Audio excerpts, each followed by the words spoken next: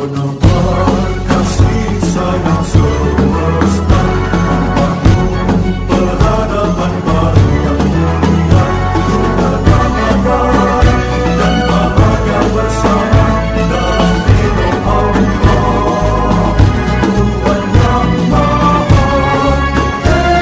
Esa. Assalamualaikum warahmatullahi wabarakatuh. Alhamdulillahilladzi hadana li hadza wa ma kunna linahtadiya laula an hadanallah.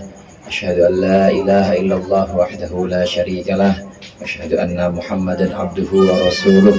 Allahumma shalli ala sayyidina Muhammadin abdika wa nabiyyika wa rasulika nabiyil ummi wa ala alihi wa sahbihi wa sallim taslima biqadri azamati dzatika fi kulli waqti wa hin. Amma ba'du. Yang saya hormati segenap sahibul bait, keluarga besar Nyanya Haji Yasi dan para Ustaz Haji Muhammad Yasin, Ustaz Amin, dan segenap jamaah Majelis Ta'lim Zahratul Buldan, baik tamu undangan maupun anggota kehormatan. Ya, ada yang anggota kehormatan nih, ya Mas Dedi, dan segenap jamaah hadirin pada majlis haul malam hari ini yang dirahmati oleh Allah. Alhamdulillah, malam hari ini kita berkumpul kembali, kita berkumpul setelah lama sekali kita tidak bersua. Alhamdulillah, Allah berikan kesempatan untuk melaksanakan satu acara yang pertama, yaitu dalam rangka roahan, kata Bang Jajam tadi. Jamaah rahimakumullah, roah itu orang-orang menyebutnya, banyak yang menyebutkan asalnya dari kata arwah, ruh jamaknya arwah. Artinya kalau kita kirim Fatihah misalnya untuk satu orang ila ruh, misalnya abdikal fakir ila rahmatik, kepada ruh siapa, almarhum siapa. Tapi kalau buat jamak ila arwah. Nah, arwah ini kemudian orang Betawi nyebutnya roah. Susah namanya, makan ikan pedak mulu, sebutin arwah aja susah, gini apa roah. Roah itu artinya bulan di mana orang-orang mengirimkan doa-doa untuk para arwah. Bulan Sya'ban kadang-kadang disebut dengan bulan roah karena memang di situ ada kirim-kirim buat arwah, kirim-kirim hadiah bacaan-bacaan Al-Quran, hadiah doa-doa, bahkan kadang-kadang sedekah ini diniatkan untuk almarhum, untuk almarhumah. Maka di tradisi di daerah kita di Indonesia, Jakarta atau daerah-daerah lain, ini memang biasanya merayakan bulan Sya'ban atau bulan roah ini. Jamaah rahimakumullah, ada satu kitab bagus karangan Syekh Muhammad bin Alwi bin Abbas Al-Maliki. Syekh Muhammad bin Alwi ini Allah yarham, udah meninggal. Sekarang putranya namanya Syekh Ahmad bin Muhammad yang masih ada sekarang. Itu di Mekah memang. Di Mekah itu saudara, memang kalau kita kenal di Mekah itu kan Wahabi ya umumnya ya. Tapi ada satu situ pondok yang memang Sunni, sama kayak kita Ahlussunnah wal Jamaah, yaitu pondoknya Syekh Alwi bin Maliki itu. Waktu saya umroh di sana sempat ada ziarah atau tur istilahnya di sana. Ada city tour keliling kota. Nah, diantaranya ke pondok itu, ke pondok Syekh Muhammad bin Alwi Al-Maliki. Sekarang putranya Syekh Ahmad bin Muhammad ada kitab Madza fi Sya'ban. Madza fi Sya'ban itu apa yang ada dalam bulan Roah, apa yang ada dalam bulan Sya'ban. Banyak amalan-amalan yang memang bisa kita lakukan di bulan Sya'ban, antara lain nisfu Sya'ban yang kemarin. Ini masih mukanya muka nisfu semua ini. Saya yakin ngamalin semua ya. Itu nisfu Sya'ban, saking benar-benar orang kita amalan-amalan itu, amalan-amalan yang sifatnya jamaah seneng banget, yang biasanya kagak datang ke masjid jadi pada datang. Penuh itu masjid di Al-Abdor kemarin. Kemudian di Kampung Duku juga di Jatayu itu Al-Ikhlas penuh yang namanya nisfu Sya'ban. Bawa air pasti. Ada yang bawa galon, ada yang bawa aqua, ini aja aqua yang 1,5 liter itu banyak pokoknya mereka Yang biasanya nggak datang ke masjid jadi datang. Ya jangan dikata apa-apa dah. Lu mah bukan nipu lu, nipu Syaban. Nipu lu dulu nggak pernah datang, nggak apa-apa, biarin aja. Minimal dia pada momentum itu, pada waktu pertengahan bulan Syaban itu demen sama masjid dan demen kumpul bareng-bareng baca Yasin 3 kali, itu demen. Amalan-amalan yang dilakukan di bulan Syaban ini menurut Syekh Muhammad bin Alwi al-Malik ini, amalan yang dasar hadisnya adalah hadis tentang keutamaan amalan atau fadhailul a'mal, hadis yang menerangkan tentang keutamaan amalan seperti baca Yasin, kemudian memperbanyak istighfar di bulan Sya'ban, ada juga perbanyak sedekah, perbanyak sholat. Ini walaupun bukan hadis-hadis yang sifatnya sahih derajatnya, dicari di Sahih Bukhari nggak ada, Sahih Muslim nggak ada, tapi tetap boleh diamalkan, saudara. Tetap boleh diamalkan karena memang bukan urusan hukum. Malam yuhallil haraman walam yuharrim halalan, selama hadis itu tidak menghalalkan yang haram dan tidak mengharamkan yang halal, maka hadis untuk keutamaan amal boleh kita lakuin. Kita ziarah kubur orang di daerah, ada yang sebutannya itu nyekar atau nyadran, bersih-bersih kubur, habis itu makan bareng.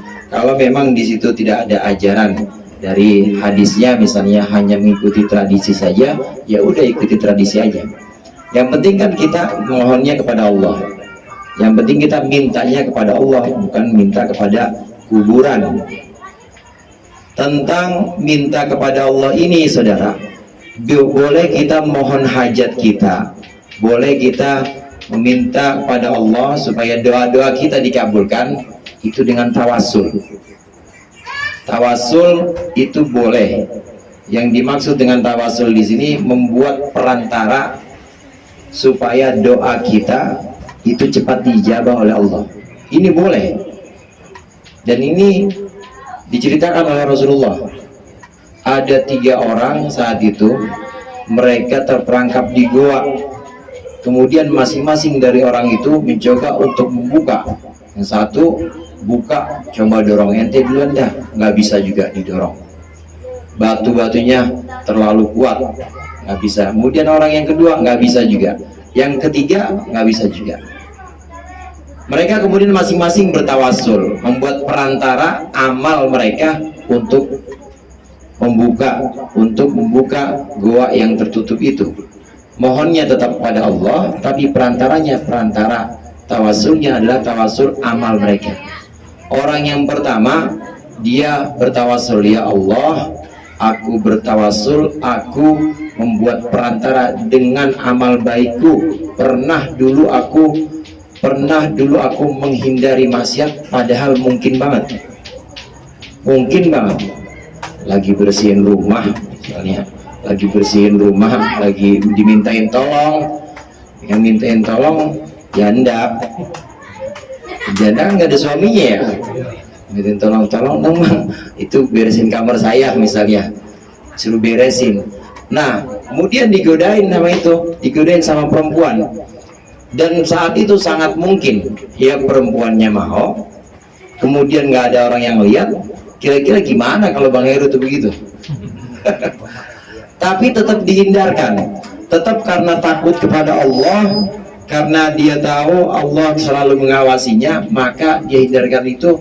Kemudian dia tinggalkan perempuan itu dalam keadaan mungkin dan dalam keadaan kesempatannya itu sangat lapang, mungkin dan sangat bisa untuk melakukan maksiat, dia meninggalkan maksiat. Ini orang yang pertama.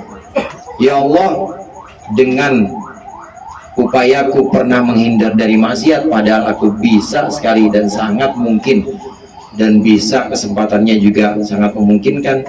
Dengan upayaku dulu pernah menghindar maksiat, maka aku mohon kepada engkau, tolong buka mulut gua ini, tolong geser batu yang menutup gua ini. Terbuka dia dulu, terbuka. Orang pertama ini tawasul kepada amalnya, yaitu berupa upaya dia menghindarkan maksiat. Kemudian orang yang kedua, ya Allah, aku bertawasul dengan baktiku kepada orang tua.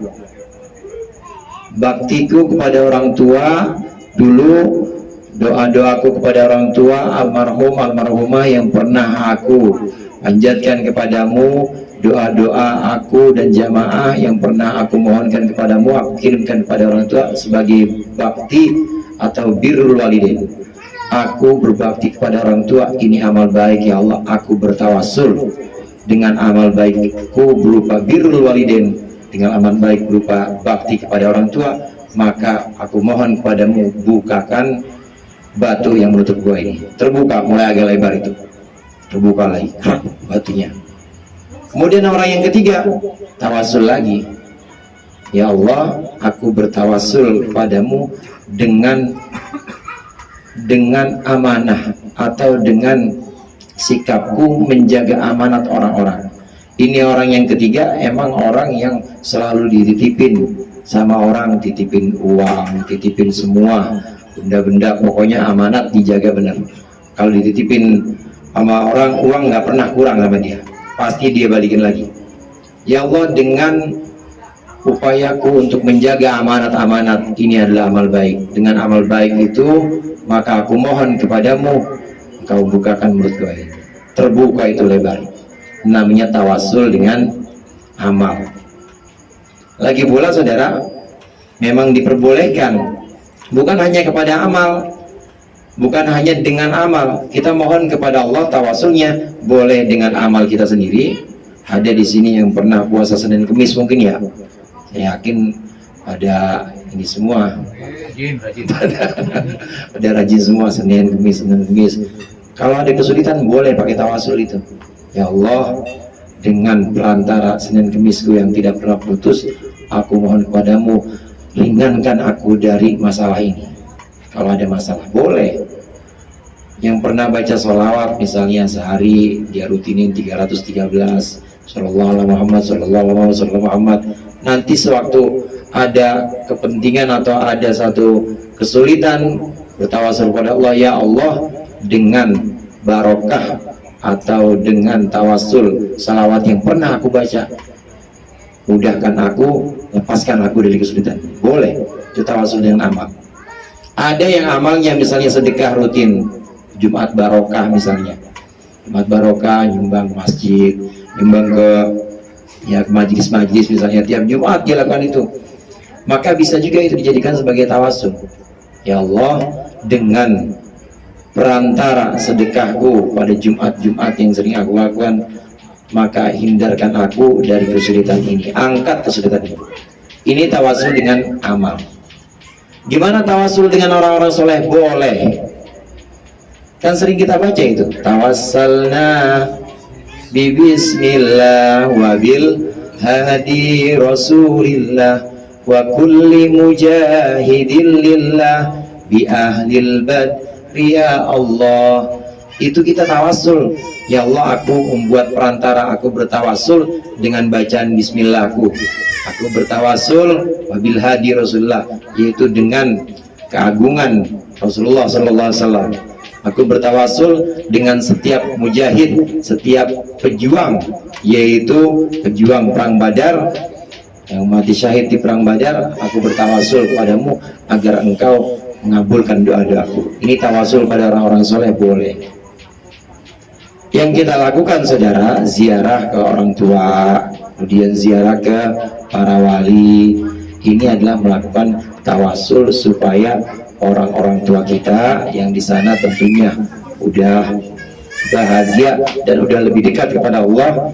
Guru-guru kita yang di sana tentunya lebih langsung kepada Allah doanya, maka kita bertawasul kepada orang-orang soleh ini. Dan ini diajarkan oleh Rasulullah. Boleh di bulan Ramadan ini orang-orang melakukan kirim-kirim arwah. Selain melakukan kirim-kirim doa, ini kadangkala ada juga yang bertawasul, yaitu dengan bertawasul pada orang-orang soleh. Ini yang namanya bulan Ramadan. Hadirin jamaah rahimakumullah, dalam rangka selain rohani, yaitu dalam rangka haul juga, maka yang sudah dibacakan tadi, bacaan surah Yasin, tahlil, tentunya kita mohonkan kepada Allah untuk almarhum, untuk almarhumah. Saya yakin kalau ya nyanyi sama Bang Haji Fuadi misalnya yang ke-9, dia nyanyi yang ke-6 ya, Baba yang ke-30. Iya, itu udah tenang di sana. Insya Allah udah tenang dan udah semakin dekat kepada Allah. Doa-doanya nih yang seperti ini, doa-doa orang-orang yang sudah dekat kepada Allah, maka langsung ketika kita kirimkan doa, udah luber kiranya itu doanya udah luber, maka nanti luberannya, jatuhannya itu balik lagi kepada kita. Amin. Barokah doa, yasinan, tahlil yang tadi kita baca, ini kalau memang di sana udah luber, nanti yang namanya luber jatuhnya ke atas apa ke bawah, itu bawa ke kita lagi. Nanti kita kirim-kirim Fatihah, bacaan, yasin, tahlil, ini juga kadang kita kirimkan ini kepada Rasulullah. Fatihah ini Rasulullah jelas udah penuh di sana, maka jatuhannya, tetesannya, luberannya itu balik kepada kita lagi, balik untuk kita lagi. Haul dalam rangka rohan juga ini kita ya, jadikan sebagai satu amaliyah kita jadikan sebagai satu amalan yang merupakan tradisi yang terus kita ulang setahun. Haul kedua, haul ketiga, kemudian rohan, ya rohan tahun ini, tahun besok rohan lagi. Ini memang amaliyah yang boleh dilakukan. Pokoknya tentang fadhailul amal atau hadis yang sifatnya itu keutamaan amal-amal, maka meskipun dhaif boleh dilakukan, nggak harus sahih, meskipun dhaif boleh dilakukan. Tapi kalau yang maudhu nggak boleh. Hadis itu ada yang dhaif, ada yang maudhu, saudara. Maudhu itu artinya palsu. Palsu bukan dari Rasulullah tapi bikinan. Tapi kalau dhaif masih dari Rasulullah, hanya saja menurut seleksi atau proses validasi yang dilakukan oleh imam hadis seperti Imam Bukhari, Imam Muslim, itu tidak memenuhi syarat, karena memang ada rawinya mungkin yang kemudian terputus, ada sanadnya yang terputus, rawinya itu nggak ketahuan entah siapa, tahu-tahu kok udah ketemu rawi yang berikutnya, padahal kalau ditelusuri ini nggak ketemu, maka itu kemungkinan jadi dhaif, tidak kuat lagi. Hadis dhaif boleh dilakukan untuk fadhailul amal. Yang kita amalkan di bulan Rawah ini, di bulan Syaban ini, meskipun ada yang dhaif, maka tetap boleh kita lakukan, tetap boleh kita amalkan. Nah, sekarang mendingan mana? Mendingan bulan Syaban atau bulan Rawah kita ngaji, apa bulan Rawah kita dangdutan? Dangdut itu tawakuf, takutnya dangdut. Mumpung Ramadan ini nggak pantas lagi tawakufan. Tawakufannya dangdutan, yang mendingan Rawahan. Udah biarin aja pokoknya dah. Asal dia baca Quran, kirim-kirim doa tuh udah bagus banget, dibanding melakukan hal-hal yang memang Allah larang, yang sifatnya itu haram. Ini yang pertama yang ingin saya sampaikan, yaitu tentang rohan dan haul. Kemudian yang kedua, saudara, saat kita melakukan satu amalan-amalan atau ibadah-ibadah, ini memang disyaratkan yang namanya ikhlas. Ikhlas itu meskipun bukan rukun dalam niat, itu tetap harus ada keikhlasan. Kalau kita sebut niat, misalnya niat puasa, nawaitu shoma godin, nah belakangnya ada lillahi ta'alanya nggak tuh? Ada. Lillahi ta'ala dalam niat itu nggak wajib, karena tentu setiap ibadah, walaupun kita nggak sebut lillahi ta'ala, tentu ibadah kita untuk Allah. As-salat lillah, salat untuk Allah. As-shaum lillah, puasa buat Allah juga. Semua ibadah-ibadah kita itu lillah semua. Inna sholati wa nusuki wa mahyaya wa mamati lillah, lillahi rabbil alamin. Semua ibadah kita, semua perbuatan-perbuatan yang kira-kira mendekatkan diri kita kepada Allah, ini cuma buat Allah. Jadi andai kita niat nggak menyebutkan lillahi ta'ala, tetap jadi niat kita. Niat puasa cuma nawaitu shoma godin ana dari fadli syahri ramadan ya di sana, nggak pakai lillahi ta'ala, jadi boleh. Karena menyebutkan lillahi ta'ala dalam niat itu nggak wajib. Kenapa nggak wajib? Ya udah karuan, yang namanya niat udah pasti lillahi ta'ala. Meskipun demikian, tetap kita harus dalam hati, tetap kita harus memantapkan bahwa memang sholat kita itu hanya buat Allah. Nggak boleh sholat kita buat mertua.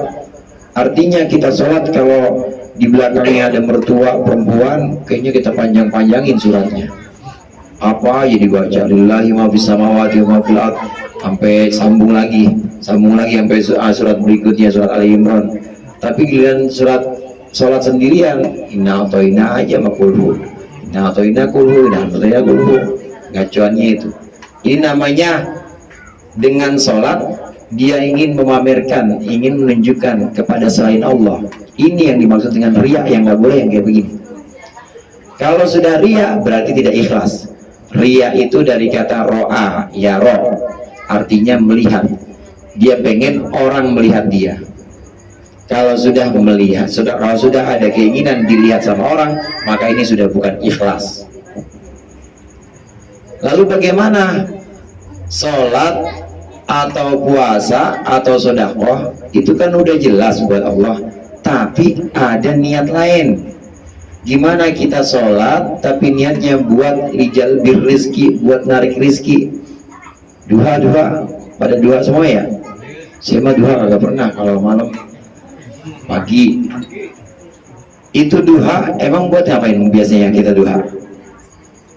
Muhammad, duha biasanya buat apa? Fadilahnya dah, keutamaannya buat Mas Mariana mana Mas Mariana? Ya, Nyari jodoh mati. Nyari jodoh. Nggak pernah duha. Banyakan orang duha itu kan dari doanya aja, Allahumma inkan rezeki fis sama, ya Allah kalau rezeki saya di langit turunkanlah, kalau di bumi maka munculkanlah, kalau jauh dekatkanlah. Itu maksa banget gitu. Doanya itu kan rezeki semua. Memang duha itu bisa buat menarik rezeki. Sholat secara umum bisa untuk menarik rezeki. Secara umum sholat itu memang bisa buat menarik rezeki. Di ayat-ayat yang sering kita dengar itu Allah selalu menyandingkan antara yuqimunas sholat wa yutunaz zakah, antara melaksanakan sholat atau mendirikan sholat dan bayar zakat. Kalau Njit bilang dulu orang sholat itu pasti nanti bisa bayar zakat, artinya dia wajib zakat. Pasti dia adalah orang yang punya kelebihan dan dia wajib zakat. Kalau punya kelebihan kan berarti bukan kekurangan ya, berarti kagak miskin maksudnya. Orang yang sholat itu pasti kaya secara umum. Nah, sholat duha itu ada khusus sholat yang namanya sholat duha, yaitu untuk mohon rizki. Bagaimana sholat-sholat yang seperti ini? Sholatnya lillahi ta'ala tentu, tapi kok ada maksud lain, yaitu buat rizki. Sholatnya lillahi ta'ala, tapi kok ada hajat lain, namanya sholat hajat. Buat apa? Ya saya punya hajat, pengen rumah ini laku dijual. Saya punya hajat, pengen supaya anak saya nanti acaranya itu lancar, namanya sholat hajat. Sholatnya lillahi ta'ala, tapi kok ada niat selain itu, apa? Untuk minta pilihan kepada Allah, namanya sholat istikharah. Sholatnya lillahi ta'ala, cuma ada motivasi lain selain Allah. Apa itu? Supaya diampuni oleh Allah dosa-dosanya, namanya sholat taubat. Gimana sholat-sholat yang seperti itu? Itu hukumnya boleh, saudara. Hukumnya boleh dan diajarkan oleh Rasulullah. Memang Rasulullah mengajarkan yang namanya sholat duha buat rizki, sholat istikharah buat minta pilihan, sholat hajat buat minta supaya kabul hajatnya, sholat tahajud minta supaya buat ketenangan, macam-macam itu. Kemudian sholat istisqa buat apa? Istisqa buat hujan. Itu semua memang diajarkan Rasulullah dan hadisnya semua di Sahih. Nah, berarti di sini Rasulullah mengajarkan kepada kita sholat lillahi ta'ala juga, cuma lil hujan juga, lil hajat juga, lil rizki juga. Yang seperti ini emang diajarkan Rasulullah. Ini namanya niyah idhofiyah, niat yang disandingkan, dan boleh karena Rasulullah mengajarkan seperti itu. Rasulullah mengajarkan seperti itu. Lah berarti kagak ikhlas dong Ustaz. Bukan karena Allah aja. Karena ikhlas itu tingkatannya macam-macam. Ada ikhlas yang tingkatan pertama, di mana seseorang melakukan sholat, melakukan sedekah, puasa, udah enggak karena orang, nggak pengen dilihat orang, bukan karena dilihat mertua, bukan karena dilihat istri, cuma karena Allah aja. Tapi di samping itu dia punya kepentingan lain, rizki, kepentingan lain supaya nanti anaknya hajatnya kabul, kepentingan yang lain supaya dia punya masalah terselesaikan.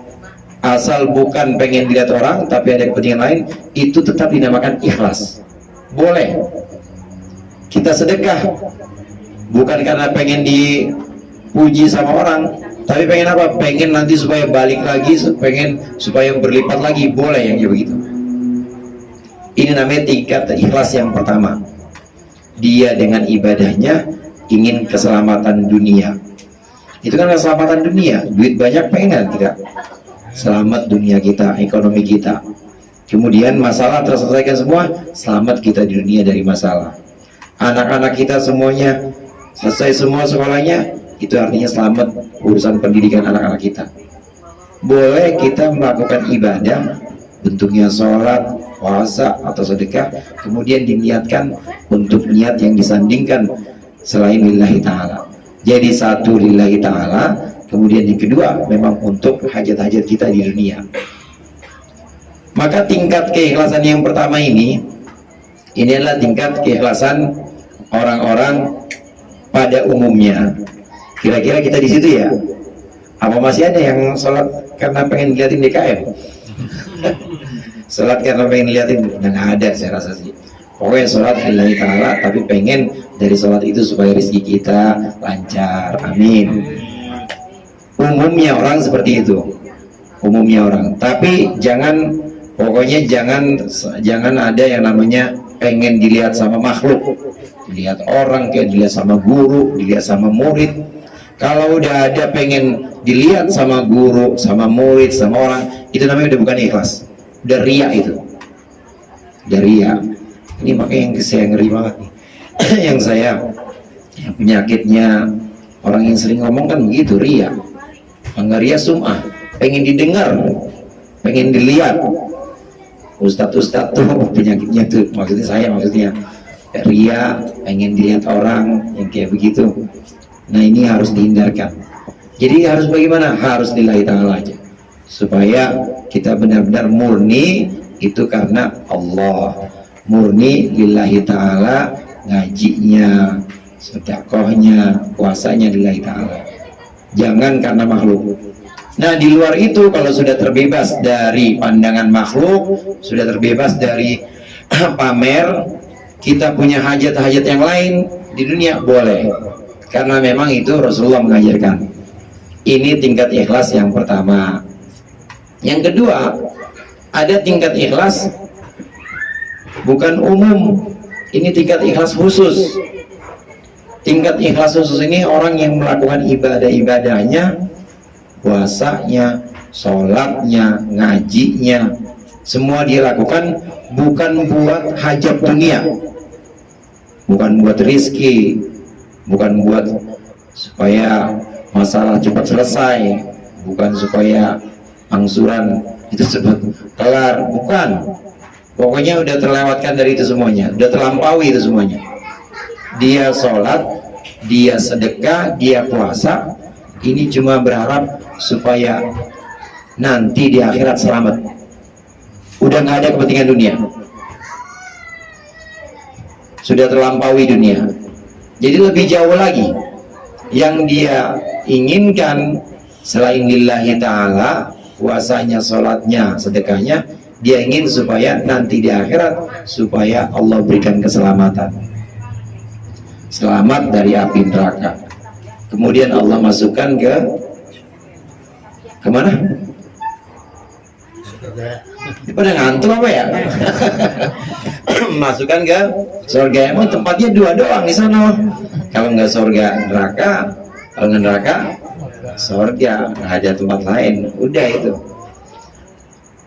Orang yang ibadahnya itu dilakukan karena Allah dan juga karena ingin keselamatan di akhirat nanti, selamat dari neraka, kemudian Allah masukkan surga. Ini juga orang ikhlas. Tingkat yang kedua ikhlasnya lebih tinggi karena sudah terlampaui, dunia udah terlampaui. Dalam ibadahnya dia udah tidak berharap supaya dunianya itu selamat lancar-lancar. Dalam ibadahnya dia udah nggak berharap supaya rizkinya di dunia, karena dia udah yakin rizki mah Allah yang nanggung. Udah terlampaui dunia. Terus stasiun dia apa? Stasiun dia akhirat. Selain lillahi ta'ala, maka dia pengen lil jannah, pengen untuk surga, atau pengen supaya selamat dari neraka, lin najat minan nar, selamat dari neraka. Tingkat ikhlas yang kedua ini tentu lebih tinggi dibanding tingkat ikhlas yang pertama, karena orang itu diukur dari pandangannya. Orang itu diukur dari pandangannya. Kalau pandangannya seseorang itu semakin jauh, maka dia semakin cerdas dia. Tapi kalau pandangannya pendek, ya berarti kecerdasannya semakin rendah. Anak bocah namanya belum ada yang bisa merencanakan tuh. Bocah 6 tahun, 5 tahun, atau 7 tahun punya rencana. Nih saya bulan depan pengen mulai nyicil haji ya. Nyicil haji di daftar, belum ada. Tapi udah dewasa, makin panjang. 20 tahun lagi nih, saya harus punya target. Udah haji dari sekarang, masukin. Nanti makin dewasa lagi, makin panjang lagi. Makin jangkauannya, pikirannya itu makin panjang. Bahkan semakin cerdas, maka akan semakin panjang lagi. Bukan hanya menjangkau dunia, tapi menjangkau akhirat. Maka sholatnya bukan buat dunia aja, tapi buat akhirat. Lebih melampaui dunia. Lebih jauh lagi. Ini orang yang namanya Al-Qayyis, orang yang cerdas, yang pandangannya itu jauh sudah melampaui dunia. Dia hanya berharap akhirat saja. Yang ketiga, hadirin, itu ada tingkat ikhlas yang disebut khususul khusus. Ikhlas yang khusus dari yang khusus, lebih khusus lagi, yaitu orang yang ibadahnya, sholat, puasa, sedekahnya itu bukan untuk dunia. Dunia udah lewat sama dia, sudah terlampaui. Bukan juga untuk surga dan bukan juga untuk selamat dari neraka, tapi ibadahnya benar-benar lillahi ta'ala, cuma buat Allah aja. Ini khususul khusus. Ini ikhlas orang-orang yang benar-benar VVIP, orang yang benar-benar khusus. Udah khusus lagi nih, disaring lagi. Ini adalah tingkat ikhlas orang-orang muqarrabin, para nabi, kemudian para wali, orang-orang soleh. Ini melakukan ibadah-ibadahnya bukan karena kepentingan dunia, pengen supaya umatnya banyak, enggak ada nabi begitu. Pengen supaya muridnya banyak, nggak ada wali yang kayak begitu. Pokoknya udah terlampaui dunia. Pengen supaya rizkinya lancar, udah nggak ada, karena sudah terlampaui dunia. Apakah pengen surga dan pengen selamat dari neraka? Udah enggak juga. Para nabi, para wali, orang-orang soleh ini sudah melampaui dunia, sudah melampaui akhirat juga. Jadi ibadahnya untuk apa? Ibadahnya hanya lillahi ta'ala, hanya untuk Allah. Ini yang secara hakiki ingin diwujudkan. Kalau kita bisa, maka kita upgrade sampai situ. Kalau OS-nya masih kalau sistemnya masih support ya, kita upgrade sampai yang tingkat yang paling tinggi itu, ikhlasnya lillahi ta'ala. Sebagian orang-orang soleh itu ada yang gak mau minta kepada Allah, gak mau memohonkan hajat-hajatnya pada Allah karena malu. Allah udah pasti menjamin rizki, Allah sudah pasti menjamin keselamatan dia. Ini udah dikasih kesempatan hidup, dikasih kesempatan bisa ngaji, kesempatan bisa sholat aja, itu udah bersyukur. Maka mau minta lagi tuh malu. Ada orang-orang soleh yang sampai pada posisi seperti ini. Jadi dia doa apa enggak? Enggak doa. Kenapa? Malu pengen minta sama Allah, karena udah banyak banget Allah kasih ke dia. Dikasih kesempatan aja buat ngaji, pulang ngaji masih dikasih sehat aja udah senang. dikasih kesempatan untuk bisa sholat, rapi sholat, itu masih sehat, nggak sama Allah nggak dihitung-hitung sholatnya, itu aja udah senang. Orang-orang soleh ini sampai pada posisi yang demikian, tidak meminta apapun. Jadi sholatnya ya udah lillahi ta'ala aja, bukan karena ada kepentingan apa-apa. Kepentingan dalam bahasa lain itu kadang-kadang disebut dengan haddun nafsi. Haddun nafsi itu kepentingan nafsu, pengen rizki di dunia, pengen selamat di dunia karirnya. Itu kadang-kadang orang-orang muqarrabin, orang-orang yang khusus kadang-kadang curiga dengan itu, maka dia benar-benar ibadahnya nggak mau karena itu.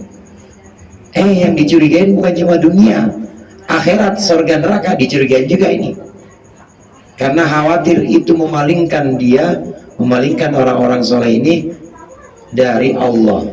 Maka dia udah nggak berpaling, nggak menoleh kepada surga, nggak menoleh lagi pada keselamatan akhirat. Jadi kepada apa? Kepada Allah saja. Ini tingkat yang paling tinggi, yaitu tingkat ikhlas khusus. Kadang-kadang orang yang disebut dengan orang khusus ini, keikhlasannya kadang-kadang disebut dengan golongan muqarrabin. Terus bagaimana kalau kita belum sampai kepada tahap itu? Ya udah, jalanin aja tahap kita, jalanin aja yang memang sudah merupakan makom kita, sudah merupakan derajat kita. Kalau derajat kita di umum, ya udah umum aja. Yang penting jangan karena ria aja, jangan karena pamer pengen dilihat orang. Kita sholat duha karena rizki, dah boleh, nggak apa. Kita bangun malam karena ada hajat, sholat hajat, boleh, nggak apa. Baca Quran buat apa? Baca Quran buat tawasul, misalnya buat hajat kita, boleh, nggak apa. Asal jangan karena orang. Itu memang umumnya orang seperti itu, boleh. Kalau tingkat kita di situ. Kalau tingkat kita kedua udah terlampaui dunia, ya bagus lagi, nggak apa-apa. Untuk apa? Buat surga. Bidadarinya 70, Bang. 70 satu orang itu. Ya kamarnya aja, satu kamar aja itu ada 70 dipan. Tahu dipan ya? Ya 70 ranjang itu satu kamar. Ada 70 ranjang buat 70 itu, buat 70 halil atau 70 permaisuri yang memang disediakan di sana. Itu kan gambarnya kayak begitu.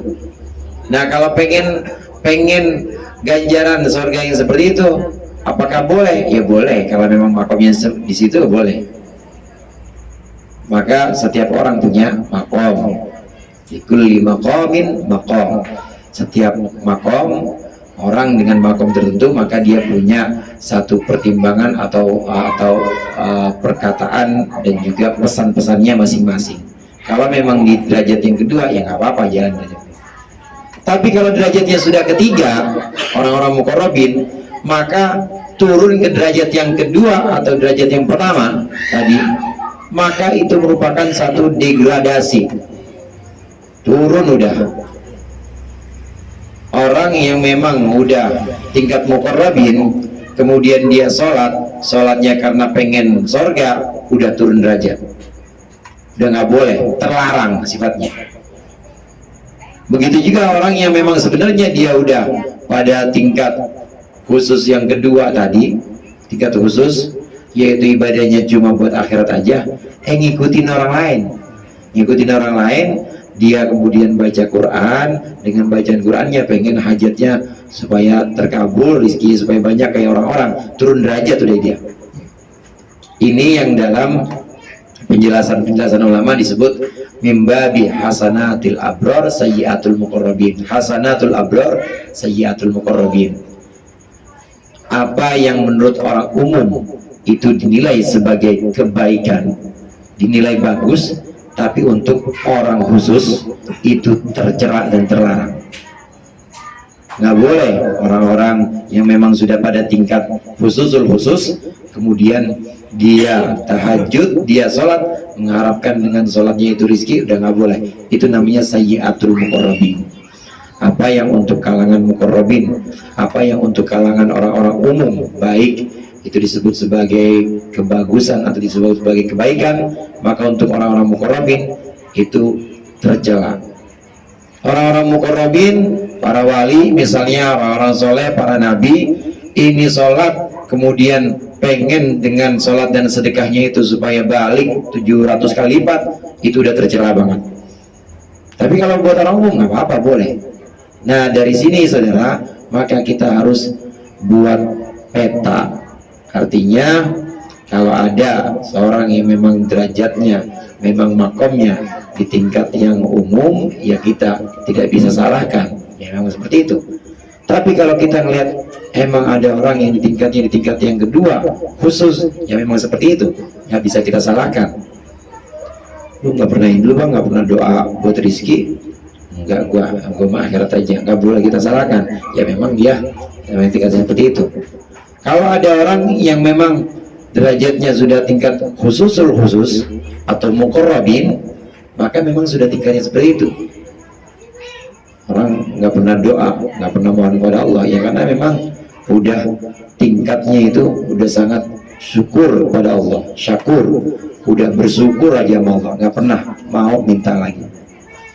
Supaya kita tahu petanya, supaya kita tahu ada di mana diri kita dan juga ada di mana orang. Yang kadang-kadang ini dalam masyarakat kita melihat ada orang yang memang kalangannya umum, kalangannya khusus, kalangannya khusus atau muqarrabin.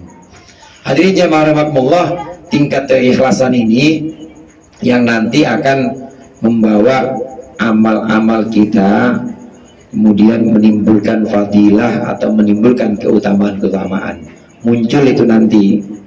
Kalau keutamaan atau fadilahnya buat rizki, yang muncul rizki di situ.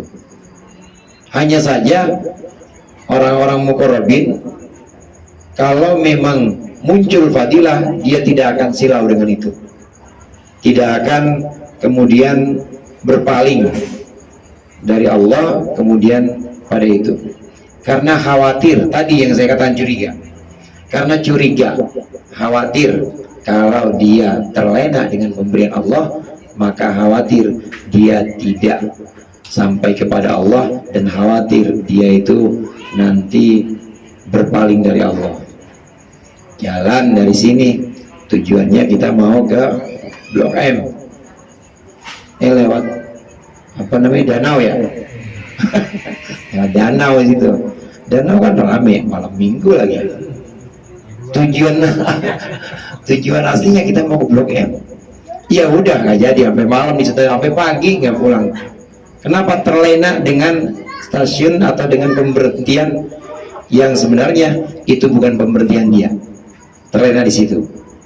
Orang-orang muqarrabin ini sangat hati-hati dengan yang namanya fadilah, sangat hati-hati dengan yang namanya karomah, sangat hati-hati dengan yang namanya khasiat. Nih khasiat baca Yasin ini nih. Kenapa? Khawatir kalau terlena di situ maka nggak sampai kepada Allah. Karena memang tujuan aslinya orang muqarrabin udah Allah aja. Kekhawatiran ini kemudian terus menuntun orang-orang muqarrabin dalam ibadahnya, dalam sholat, puasa, dan sedekahnya, semuanya itu lillahi ta'ala, hanya kepada Allah ta'ala saja. Yang terakhir, untuk memasuki bulan Ramadan, mudah-mudahan Allah menyampaikan kita kepada bulan Ramadan. Allah berikan kita keberkahan di akhir bulan Sya'ban yang tinggal 5 hari ini. Hari lagi kira-kira ini, hari Rabu itu 29 Sya'ban. Hari Rabu 29 Sya'ban. Jadi nggak mungkin puasa mulai Rabu, nggak mungkin, karena Sya'bannya baru 29. Bulan Hijriah itu paling dikit 29. Kalau bulan Masehi kan ada 28 ya. Bulan apaan Muhammad? Februari. Tapi kalau bulan Hijriah paling dikit 29. Tanggal 29 itu hari Rabu. Hari Rabu itu masih 29. Jadi nggak mungkin puasa dimulai hari Rabu. Itu terakhir bulan Sya'ban. Tanggal 29 nanti biasanya orang-orang kalau mengikuti pendapat yang namanya ru'yatul hilal, faman syahida minkumus syahra falyasum. Siapa yang melihat bulan, maksudnya hilal itu di tanggal 29, maka wajib puasa. Nanti biasanya tanggal 29 Sya'ban itu nanti Rabu tanggal 22 Maret ya. Betul 22 ya? 22 Maret itu pada ru'yatul hilal tuh tim. Kalau di situ kelihatan hilal, ada satu orang aja yang lihat, walaupun yang lain nggak ngeliat, dari beberapa titik yang lain nggak ada yang lihat cuma satu, maka semuanya itu, kita semua di Indonesia wajib puasa, karena itu saksi-saksi itu adalah orang yang sudah disumpah. Sumpah satu orang aja yang lihat, meskipun yang lain nggak lihat, maka semuanya harus ngikutin, karena sudah disumpah dan sudah dijadikan saksi, diangkat persaksiannya bahwa dia akan benar-benar memberikan kesaksian yang sungguh-sungguh, tidak bohong. Nah, tanggal 22 itu ada Ru'yatul Hilal. Kita akan memasuki bulan Ramadan. Di bulan Ramadan itu tentu ngaji sebenarnya makin bagus. Di bulan Ramadan makin banyak orang-orang Ramadan, pesantren-pesantren di Ramadan justru kitabnya makin banyak. Nanti kita ngajinya di bulan Ramadan juga makin banyak lagi. Artinya datengin majelis taklim yang memang ada. Kalau ada yang pasaran, ikut pasaran dah. Kalau memang ada di masjid cuma ada subuh sama terawih, ikut dah tuh. Subuh, kuliah subuh, terawih, kuliah Ramadan biasa atau kultum, kuliah 700 menit. 700 menit berapa hari itu? Pokoknya ikutin semua pengajian. Ada taklim lagi tambahan, ikut lagi. Perbanyak ibadah-ibadah, perbanyak taklim atau pengajian-pengajian. Yang penting bareng-bareng sama jamaah. Karena dengan berjamaah ini, insya Allah orang-orang yang kira-kira atau kita yang kira-kira ngantuk nggak dengerin, itu tetap keangkat pahalanya karena barokah jamaah. Beda kita ngaji di mana, di kamar sama apa, sama YouTube, ngantuk udah nggak diganjar apa-apa, udah malas Allah ngasih, lalu tidur ngasih pahala apa. Tapi kalau kita ngaji bareng jamaah di masjid misalnya, dengerin kuliah subuh, tiduran tetap dapat pahalanya. Itu barokahnya jamaah, karena Allah angkat yang namanya pahala, yang namanya keutamaan ngaji, itu Allah angkat bersama jamaah itu. Saya sampaikan ini supaya nanti kita di bulan Ramadan itu benar-benar memperbanyak ibadah, yang antara lain adalah ngaji juga, kemudian ibadah-ibadah sunnah seperti sholat tarawih. Yang terakhir, saya mohon maaf apabila dalam beberapa kali pertemuan, seingat saya sih 2 kali ya. Ya 2 kali apa berapa kali gitu. Apabila ada kekurangan, apabila ada kehilafan dalam penyampaian saya, dan dalam pertemuan-pertemuan kita ada satu kekeliruan yang tidak berkenan, saya mohon diberikan pintu maaf yang sebesar-besarnya. Ya, kita mulai dari nol ya Pak. Mulai dari nol supaya kita masuk Ramadan dengan hati yang bersih, dan nanti Allah keluarkan kita Ramadan seperti bayi yang baru dilahirkan dari ibunya. Amin ya rabbal alamin. Demikian dari saya, lebih kurangnya saya maaf. Wallahul muwaffiq ila aqwamit thoriq. Wassalamualaikum warahmatullahi wabarakatuh.